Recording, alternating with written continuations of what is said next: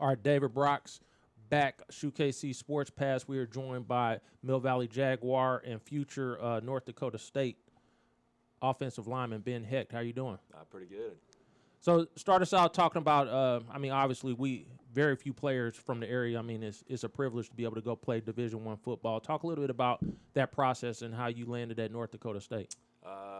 Their coach contacted Appleby, said they were interested in me, and they invited me to a camp, said they might offer. So I had to go to that camp, and about 2 weeks later, got an offer. Was it just a normal camp, or did a bunch of kids there, or was it kind of like a personalized workout type deal, or what? It was like a one-day camp. Like, it was a 1 day of a 3 day, if that makes sense. Like, I only showed up for one of the days, and it wasn't very personalized. It was like just offensive line drills and pass pro, one-on-one, run block, one-on-one, pretty much that stuff.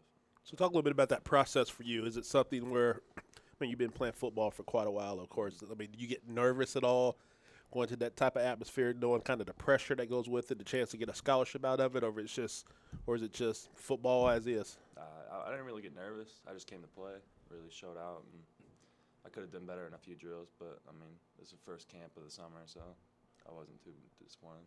So what are some of the drills that they run through for offensive line?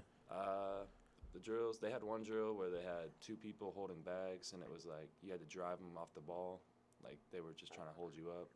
I think they called that the stress drill or something like that. I don't really remember, but they had that, and then we had, like, pass pro kick steps and power steps, and, like, that was pretty much. Have they talked to you at all about where you play, whether guard or tackle, or what are your strengths and where you will want to play on the line?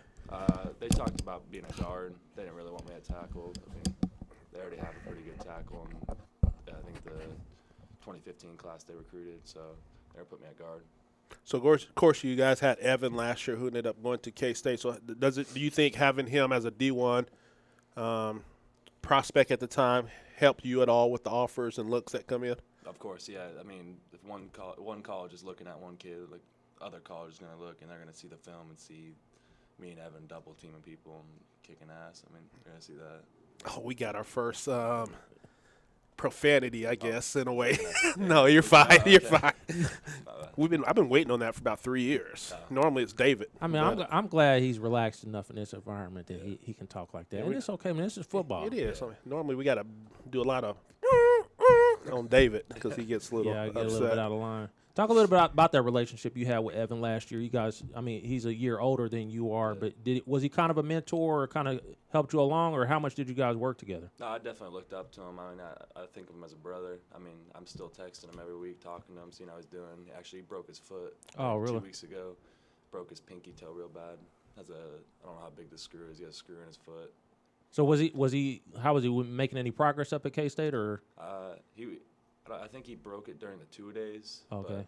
I think he's 6 weeks out. Did he get a medical red shirt or anything, or what? Yeah, I think he got a medical red shirt. He was red shirt anyway. Okay. So talk a little bit about your path to here. We remember last year hearing about this big lineman at Mill Valley, and it turned out to be you. Who do you credit with preparing you to play at this level? Definitely Appleby and Coach Pollard.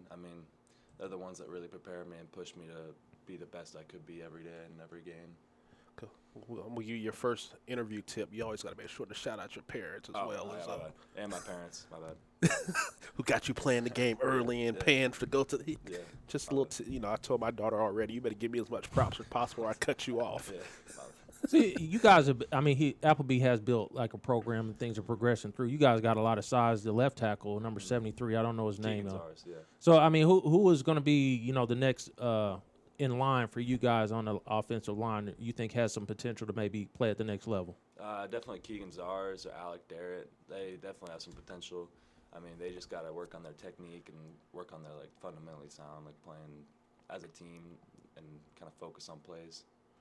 So we always hear a lot of talk about, of course, the quarterback being the leader of the team, but a lot of people who are not as football savvy that quite understand there's typically somebody who has to be the leader of the line. Yeah.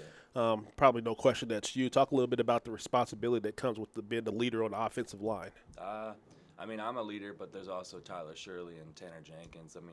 They also keep our players in check, making sure they're focused every play, because sometimes our right guard kind of zones out.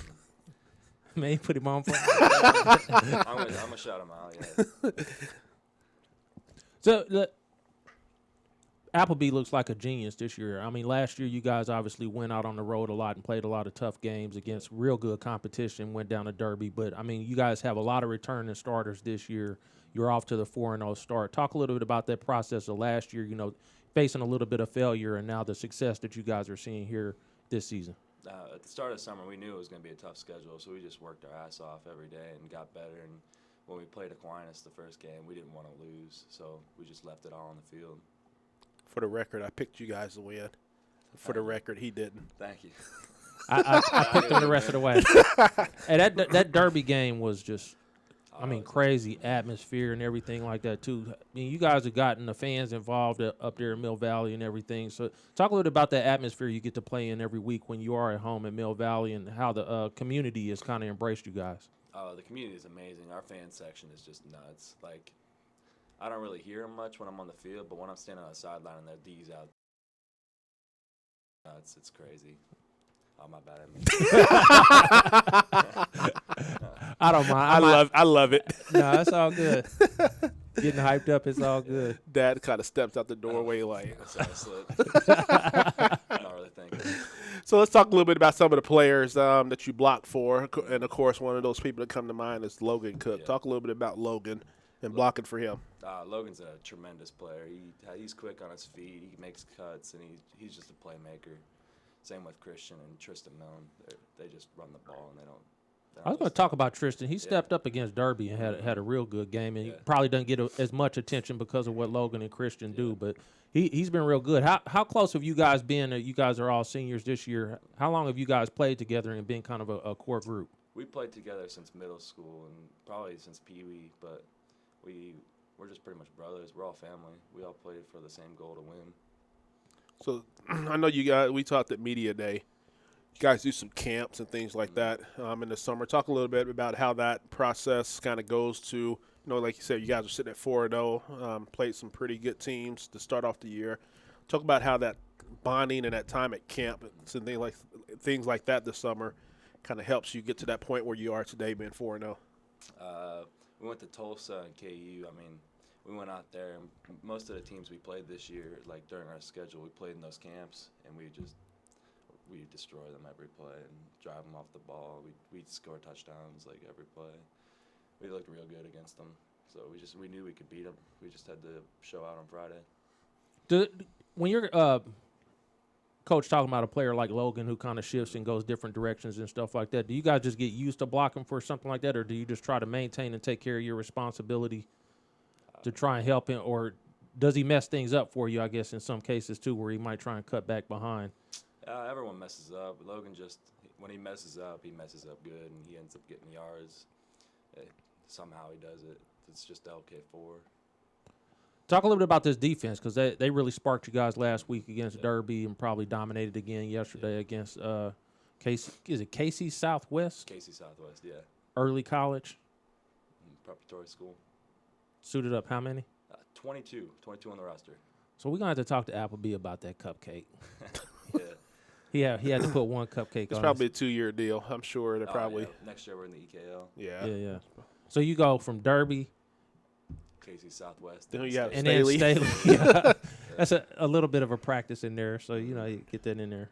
But talk a little bit about the defense. They got a lot of starters back as well. Oh yeah, Hershemaron, Ajula. We got AB. AB's a beast with his interception. I don't know if you guys. Yeah, I saw that. I was there. He sparked everybody. Oh, You got a defensive crazy. tackle getting an interception return for touchdown. Oh yeah, but Cole Morris, he's the one that swatted that Yeah, down. yeah. Somehow AB put his hands out and caught it. It was crazy. So it's probably making sense to me a little bit. So playing Southwest, I wonder if Coach Appleby didn't think it would be a lot of people out for the game. So is that why he provided the 100 pizzas for the student section last night? I don't know his reason behind the pizza, but the student section really liked it. So let's have a little fun with Mr. Ben Hecht. I almost forgot the our fun questions. Yes. So the one we always like to start off with. The young gentleman that you are, if you can go out on a date with any lady out there in the world, who you taking? Who am I taking? That's a tough one. Women are kind of trouble. I try to stay away from them. I don't really know. That's a tough question. You going to homecoming? No, I didn't go. Hey, man.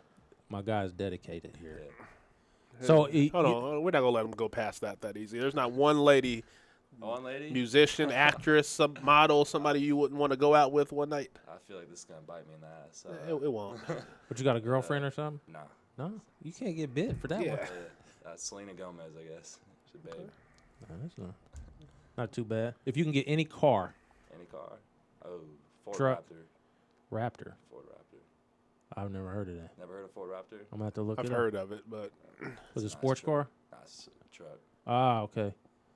We always got the jacked up truck from Eikenberry a couple of years ago too. well, we can't use the other question because he's already picked the school. Gotta think of a new one, man. Oh, what you listen to? What's in your iPod? Your phone right now? I mostly listen to like rock music, like Shine Down, Metallica, like Five Finger Death Punch. That really gets me pumped for the game. Five finger Death Punch. You know, I used to work liquor control at Sandstone. They call it Verizon Theater now. Really? Yeah, Metallica played there, and they came out on stage and they said flat out when they came out on stage, they said if the crowd from the grass tries to come forward, they told everybody don't try to stop them. We'll work them back up in there. Dude, Metallica hits the stage. First thing they do is they yell at everybody at the top, "Get down here!" So they rush the thing, and sure enough, some kid jumps in the way, man. But that was a hype concert. Have you got to see them play live? I've never seen them play live, but I've heard they're crazy. So, kind of my last question. We're at that point in the year. I think I saw this morning. Of course, the goal for you guys will be a state championship. But we also think that all the teams combined right now in your district is 13-2, with somebody playing today. 3 teams are undefeated, and one has 1 or 2 losses. No, Turner's in that district, Yeah. I think. They might be the one with the 2 They losses. are. St. James and Bonner, and you guys are all undefeated. So, of course, not looking ahead because you 1-0 is what you guys got to stand on. I mean, are you kind of paying attention to what those other teams are doing though right now, or it's just kind of minding your business? Honestly, I only focus on 1 week at a time. I don't really look ahead. I mean, I look at how they played last week, but then that's pretty much it. I don't watch film or scout them at all. Cool. So Ben Hecht was on our 2014 offensive All-SHUKC team. Good leg forward and getting on that team again this year. Division I prospect, man. We're proud of you and what you've been able to accomplish, and we appreciate you taking the time this morning to come talk to us. No problem. Thank you. All right, no problem. Have a good one. You too. We'll be right back with more SHUKC Sports Pass.